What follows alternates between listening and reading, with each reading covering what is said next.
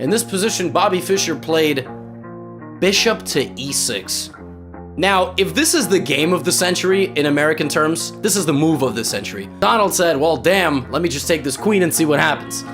So now Bobby takes the bishop with a check, and here he engages in something known as a windmill, which is when you check, and anywhere you move the knight, it's going to be checked by the bishop.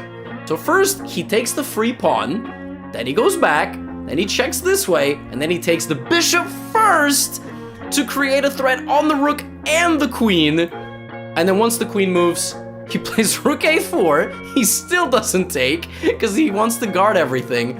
And finally, he takes this rook and we get h3. Let's see how he converts. Rook takes pawn, king moves to h2, knight takes pawn. He's picking up pawns like it's, you know, candy that is falling out of a piñata. Now we get a simplification. The rooks get traded. This is a big benefit for Bobby because by just trading off one of White's only 3 remaining pieces that can fight in this game, it's going to be to his benefit.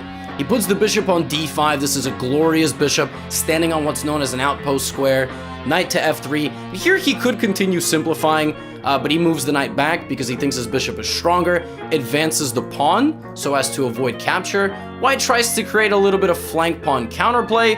Bobby shuts that down, moves the king out of the way of what was a pin, not letting him move, activates his dark squared bishop, the last piece, which has not been in the game for forever, actually. Did that bishop ever move?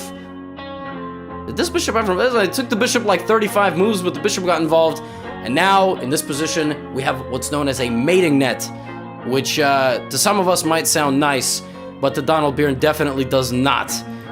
Rook is cutting off the king, the bishops are flying around, and the knight is close, and now we get check, king moves over, check, king moves over, check with the knight, king moves over, knight, check, and now here there are 2 checkmates, bishop a3, and rook c2, and Bobby Fischer chose rook c2,